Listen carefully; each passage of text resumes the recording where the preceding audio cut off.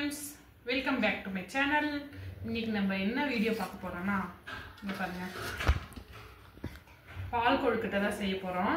என்னமா செய்ய போறோம்? பால் செய்ய போறோம். அவங்க கிட்ட சொல்லு. Hi friends. I went வெட்டணுமே chapati போட்டா ஐட்டினு. சப்பாத்தி கிடையாது இது. பால் கொழுக்கட்டை பண்ண போறோம் friends அப்படினு சொல்லு. பால் கட்ட போறோம் பாருங்க. இங்க பாருங்க. இங்க வா. இது வந்து நான் பண்ணது. நான் பண்ணது. இப்போ இது நீ சொல்லு. நீ காட்டு. நீ பண்ணது காமி. இப்போ நான் பண்ணது. பால் கொழுக்கட்டை. இது எவ்வளவு நேரம் வேகும் இது. இங்க பாருங்க. சாய் குட்டி பண்ணது. ஆமா. நம்ம என்ன பண்ணனும்னா தேங்காய் இதுல இருந்து உடைச்ச தண்ணி இதுல ஊத்தி மறுபடியும் இதுலயே ஊத்துறோம். இதுல குடிக்க போறோம். ஸ்வீட்டா இருக்கு. தேங்காய் தண்ணி ஸ்வீட்டா தான் இருக்கும். எப்படி இருக்கு? சொல்லுங்க. பேக் வாங்க. கோ. பேக் வாங்க. பால் கொழுக்கட்டைக்கு தேவையானது பச்சரிசி மாவை எடுத்து நல்லா சுடுதண்ணியில் போட்டு பிசைஞ்சிட்டு இது போல் சின்ன சின்னதாக நம்ம வந்து திரிச்சிக்கணும்.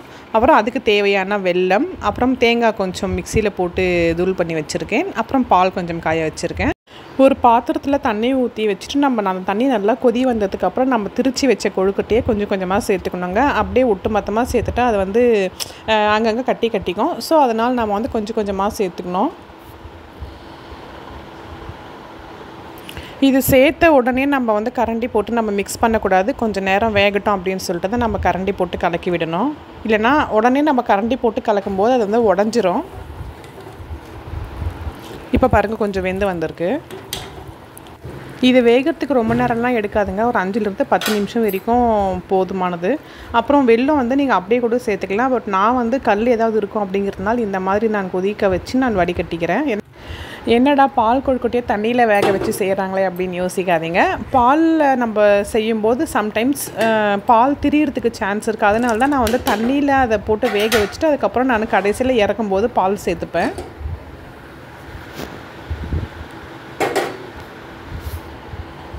வெல்லத்தோட கலர் வெல்லம் அப்படிங்கிறதுனால கலர் வந்து அதிகமாக கொடுக்கல. கொஞ்சம் லைட்டாக தான் இருக்குது கலரு. பால் நல்லா காய வச்சு ஆற வச்சுடுங்க. இப்போ பாருங்கள் அது வெல்லம் சேர்த்த மாதிரி தெரியல. பிகாஸ் அந்த வெல்லத்தோட கலர் அப்படி இருக்குது. இப்போ ஃபைனலாக இறக்கும்போது தேங்காவை சேர்த்துக்கலாம். தேங்காவை நீங்கள் திருவி போட்டும் சேர்த்துக்கலாம். நான் வந்து மிக்சியில் சும்மா பல்ஸ் மோட்டில் வச்சு நான் கொஞ்சம் இது பண்ணி வச்சுருக்கேன்.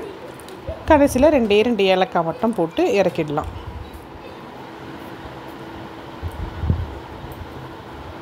பால் கொழுக்கட்டை ரெடி ஆயிடுச்சு.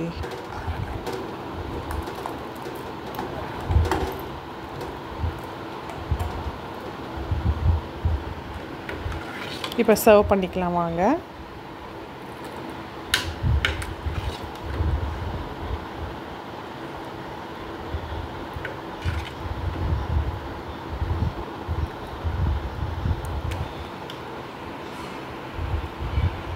பால் கொழுக்கட்டை ரெடி.